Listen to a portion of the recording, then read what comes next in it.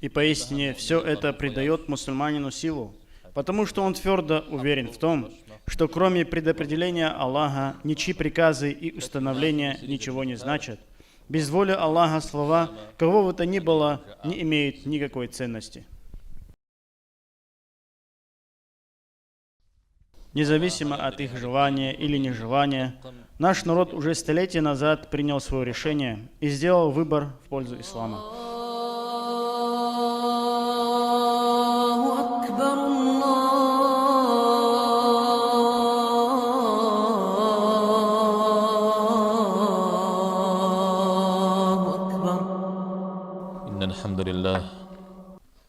إن الحمد لله نحمده ونستعينه ونستغفره ونتوب إليه ونعوذ بالله من شرور أنفسنا ومن سيئات أعمالنا من يهده الله فلا مضل له ومن يضلل فلا هادي له وأشهد أن لا إله إلا الله وحده لا شريك له وأشهد أن محمدا عبده ورسوله صلى الله عليه وعلى آله وأصحابه وأتباعه بإحسان إلى يوم الدين وسلم تسليما كثيرا وبعد.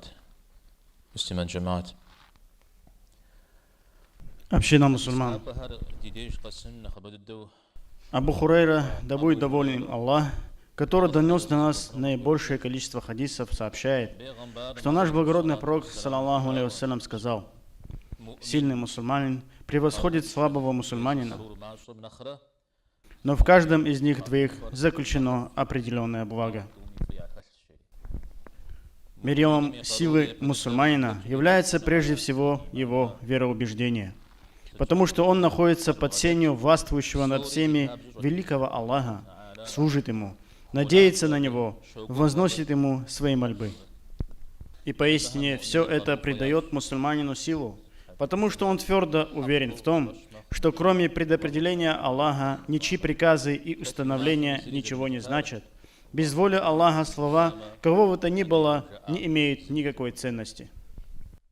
Поэтому и говорят, если ты будешь вынужден просить о чем-либо простого смертного, то делай это, не унижая своего достоинства. Объясни ему свою проблему, сохраняя свою честь, потому что положительный или отрицательный исход этого дела зависит не от этого человека, а от воли единого Аллаха. Одним из признаков, свидетельствующих о силе мусульманина, является то, что он выполняет наказы Аллаха как свой непреложный долг, исполняет свои намазы в установленное для них время без лени, сталкиваясь с чем-то запретным, сдерживает себя, проявляя мужество. Другим из признаков, свидетельствующих о силе мусульманина, является то, что он живет, гордясь своей религией, очаровывает своим служением других людей, не поддается наклонностям, не отвечающим принципам ислама, и тем самым не обкрадывает свою веру.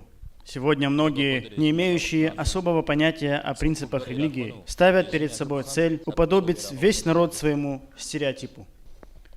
Некоторые пытаются возразить этническую языческую религию маджусиев, канувшую в историю, и нарядить наш род в одежды, от которых люди отказались. А другие убедили самих себя в том, что европейская культура не сходит от Бога, и борются с теми, кто не согласен с их мнением, представляя их отсталыми от мировой цивилизации.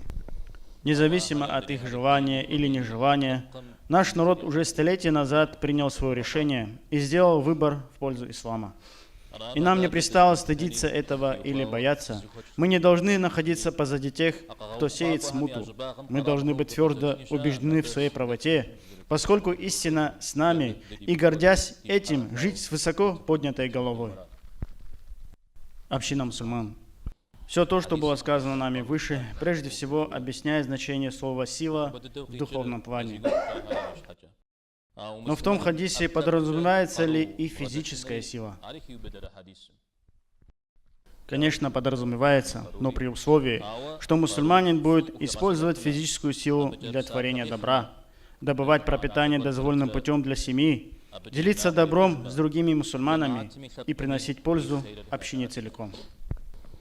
Но сегодня обозначилась группа людей, которые данную им Богом физическую силу подчинили шайтану, врагу Аллаха, зарабатывают запретное, используя эту силу, питаются запретным сами и кормят семью.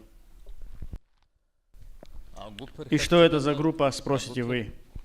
Это группа людей, забывших, что такое стыд, у которых бороды закрывают грудь, но аурат ничем не прикрыт.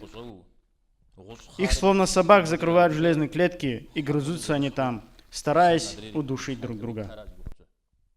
Разве так должен человек использовать силу, дарованную от Аллаха, как дар? Разве подобным образом зарабатывается пропитание? Разве таким образом следует показывать всю прелесть религии?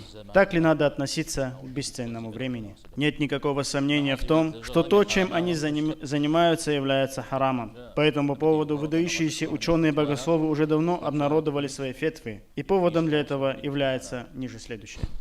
Во-первых, то, что они, забыв про стыд, появляются на публике с неприкрытыми срамными местами.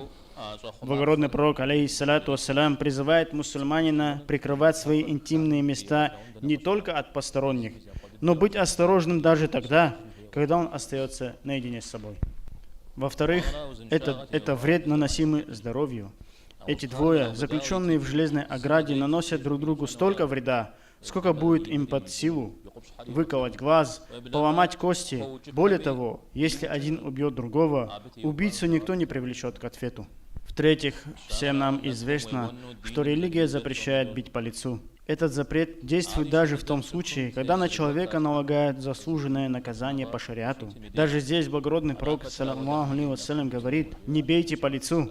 А главной целью тех, о ком мы тут говорим, являются удары по лицу. В-четвертых, те, кто с открытым ртом наблюдает за греховным действием, происходящим на ринге, ничем не отличаются от тех двоих, что готовы убить друг друга. Из-за них они еще больше заводятся. Прибавьте сюда то, что мужчины и женщины сидят вперемешку, кричат, выходя за всякие приличия, и сами готовы наброситься друг на друга. В-пятых, эту ситуацию используют в целях своего обогащения недобросовестные люди, не боящиеся греха,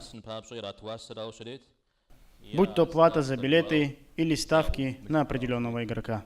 Кроме всего этого, если сюда добавить то, что мусульмане тратят свое драгоценное время на такое бессмысленное занятие, причем оно еще и греховное, то ситуация еще в большей степени отягчается.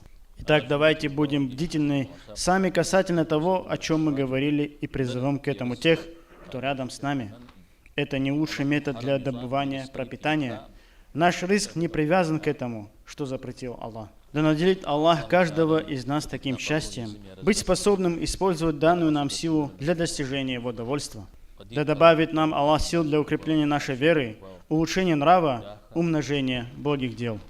الحمد لله على إحسانه والشكر له على توفيقه وامتنانه وأشهد أن لا إله إلا الله وحده لا شريك له تعظيما لشانه وأشهد أن محمدا عبده ورسوله الداعي إلى رضوانه وبعد فيا عباد الله إن الله وملائكته يصلون على النبي يا أيها الذين آمنوا صلوا عليه وسلموا تسليما اللهم صل وسلم وبارك على عبدك ورسولك محمد صاحب الوجه الأنور والجبين الأزهر وارض اللهم عن الصحابة أجمعين وعن التابعين وتابعيهم بإحسان إلى يوم الدين وعنا معهم بمنك وكرمك وإحسانك يا أرحم الراحمين اللهم أعز الإسلام والمسلمين اللهم أعز الإسلام والمسلمين وأذل الكفر والكافرين يا رب العالمين اللهم آت نفوسنا تقواها وزكها أنت خير من زكاها أنت وليها مولاها يا أرحم الراحمين اللهم اغفر للمؤمنين والمؤمنات والمسلمين والمسلمات الأحياء منهم والأموات برحمتك يا أرحم الراحمين